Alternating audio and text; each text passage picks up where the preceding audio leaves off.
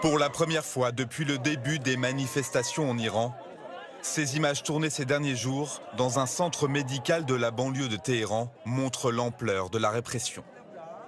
Posés à même le sol, plusieurs dizaines de sacs mortuaires jonchent l'allée d'un bâtiment, plus en mesure d'accueillir dans ses murs de nouvelles victimes. Au milieu de ce spectacle de désolation, des familles et des proches brisés par la douleur d'avoir reconnu l'un des leurs. Les camions chargés de nouveaux corps continuent à arriver sur place, cernés par des habitants de la ville qui se sont rendus dans ce bâtiment, redoutant voir un nom ou un visage familier s'afficher sur cet écran. Ce soir, certaines ONG avancent le chiffre de 500 victimes. On attend vraiment encore pire ce soir et demain parce que le régime, vraiment, il est à bout. Il est dans le moment le plus fragile de toute sa vie pendant 47 ans et il tue. Débuté le 28 décembre à l'initiative de commerçants qui se plaignaient d'une inflation galopante, cette contestation a vu le ralliement d'une partie de la population hostile à l'égard du régime des mollahs. Des manifestations réprimées très violemment par les forces de l'ordre, à l'image de l'un de ces policiers à moto qui tire sur ce civil à quelques mètres de lui. Interrogé aujourd'hui par la télévision d'État, le président iranien a fustigé l'attitude d'Israël et des États-Unis, coupables à ses yeux d'encourager la contestation. L'Amérique et Israël donnent des leçons à ces gens en disant « Allez-y, nous sommes avec vous ». Ces mêmes personnes qui ont frappé ce pays, tué nos enfants.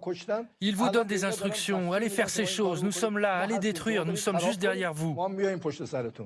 Figure de l'opposition en exil et soutenu par une partie des manifestants, Reza Pahlavi, fils de l'ancien Shah d'Iran, s'est déclaré ce soir prêt à retourner dans son pays pour y mener une transition politique. Les visages sont jeunes, voire très jeunes.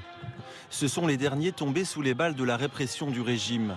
Depuis 15 jours, Azadeh Alemi a les yeux rivés sur cette chaîne de la résistance iranienne à laquelle elle appartient. C'est pas la première fois qu'on perd des jeunes dans notre pays. Moi-même, j'ai perdu mes deux jeunes oncles qui avaient 22 et 25 ans. D'un côté, je vois que ça continue, les gens sont encore tués, mais c'est le prix à payer pour arriver à la démocratie et à la liberté. Ni Shah, ni Mollah, voilà qui résume l'engagement de ce couple franco-iranien très impliqué dans la résistance.